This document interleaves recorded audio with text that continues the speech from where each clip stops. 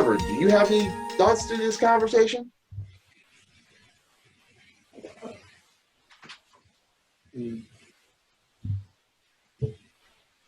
Uh-oh.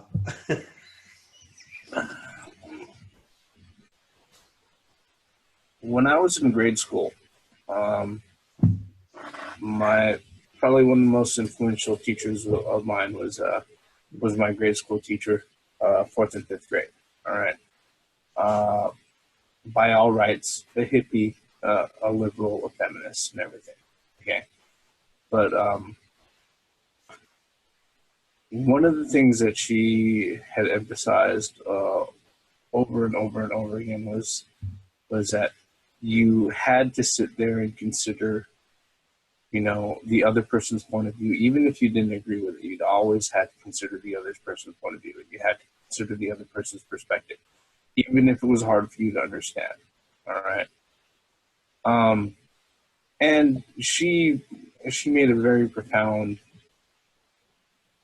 influence. She had a very profound influence on my life. All right. There's probably a few behaviors that I wouldn't have if I was never in that particular classroom. All right.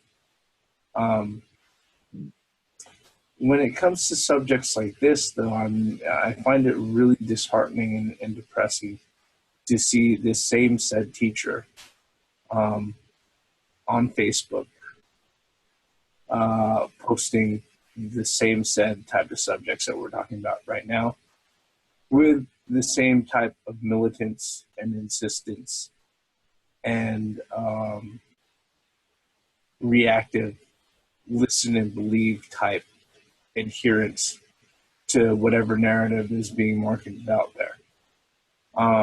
And it's a shame. It's a shame, because the thing is that I can't write it off as, her being dumb. No, she's rather intelligent. Okay. I can't write it off as her being a horrible person, because no, she's actually, like I said, she had a great big influence on my life. The painful part about it is that there are adults out there who go ahead and they hold this viewpoint, and unfortunately, if they took a moment to go ahead and look internally and look at themselves and see how their particular viewpoints reflect upon how they conduct themselves and how they handle their lives and stuff like that. If they were being honest, I would wager largely that they would probably come to a point in their lives where they would change the way that they acted. Unfortunately, that's not exactly the world that we live in, and it's never been the world that we live in. That human beings, that's never been the way that people have lived their lives all throughout history. Anyways, my biggest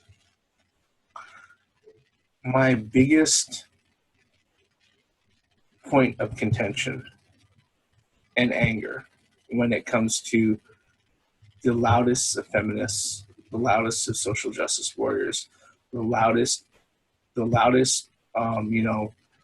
the folks who are sitting there sending out thunderclaps and sicking their social media mobs on people and everything else, is that the sheer level of hypocrisy that they demonstrate on a regular day basis is just disgusting to me. On multiple levels. Mm-hmm. I mean, there's a reason why I don't sit there and I go out of my way to make every speech, every video, or every topic I speak about. There's a reason why I don't steer it toward that shit, because guess what? That's not my lifestyle. All right.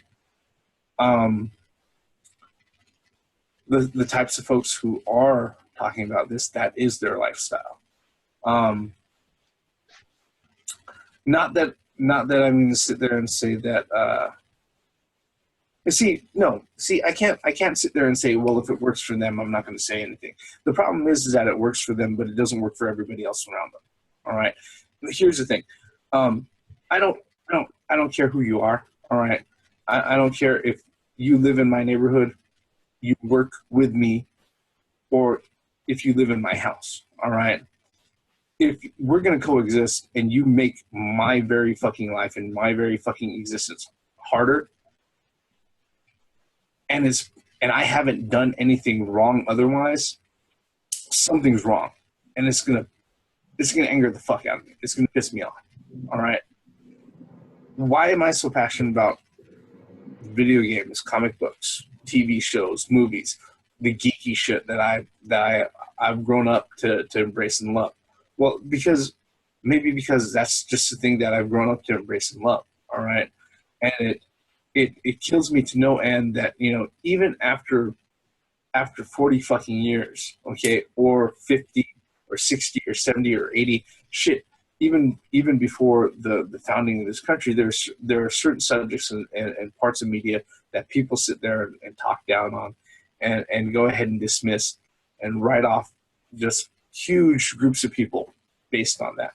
Look, I understand that, back in the 40s when publishing companies first put comic books together, their whole marketing scheme is that this is for grade school kids and nitwits if they happen to be older than 12 years old and they still like this shit.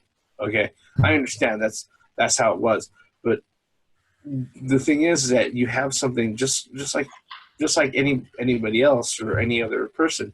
If you have something that becomes near and dear to you as a young person, you're not going to stop doing it when you grow up. Right. Not if you've got an actual say in your own life. And I can't fucking stand, having to sit there and being villainized, all right, for doing something innocuous, okay?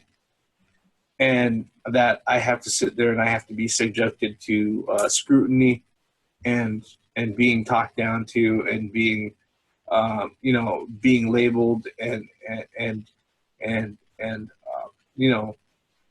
basically being discriminated against. All right. When the position that you're putting me in is pretty much disarming me from the ability to go out of my way and say anything on my own behalf. All right. That doesn't work. Okay. That's not the way it's supposed to work, especially if you're riding, especially if you're supposedly riding along on your horse of righteousness. Okay. The problem is that, a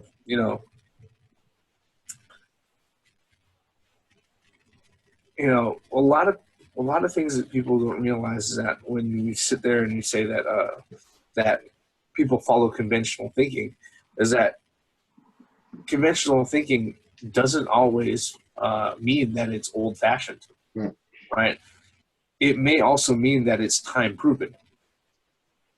So, I can't. When you hear folks sit there and raise issues, all right, about this sort of thing, and you have lots of groups of people en masse crying out, people who normally wouldn't give a fuck or wouldn't even make a stand go out of their way to sit there and scream in unison, hey, this bugs the shit out of us. You have to pay attention, all right? Because, like I said, if you have somebody who normally doesn't care or normally is able to let things just slide off their backs, and then they actually go ahead and turn around and say something about it, then there's probably something very real going on. Why that all of a sudden, why for all of a sudden that, common thinking or commonplace societal thinking has allowed, groups of people just to be dismissed in, in the pursuit of righting wrongs that may not even be related to the people that are being dismissed. That's just retarded to me. That doesn't work. All right. I'm able to turn my mind off with movies and video games and some stuff like that. But when it comes to my actual fucking life, no, my brain is supposed to stay on. Mm-hmm. Okay? And if things are bugging me, it's usually for a reason. With the problem is with conservatism. I probably screwed that up, but there's nothing wrong with being conservative for certain things. But you also got to realize that you still need progression, because there's always a better way of doing things. And then you got these people that are so far left, that are like it's gotten to a point to where you don't even know where you stand anymore. It's funny. It's funny that you bitch at that, because the right went kind of off the deep end a while back, but the left went insane. Yeah. The left has lost their minds. And one thing too is that I'm 100% against is the better good. That is better to change one thing for the good of everybody else. That's one thing that I didn't like in the military, is that when something happens, when some idiot decides to do something retarded especially in Japan, Okinawa, we've read it before, some Marines get out there and rape and kill these girls, and it affects everybody. They've been on curfew where they're not allowed outside the base after 9:00. And it's now remember, these are, to me, that's bullshit. You don't need to punish everybody for one person's mistake. What you do is you bring that one person up front and you humiliate them. You make an example, and you basically publicly execute this guy. You make an example out of that person, and make a point with it.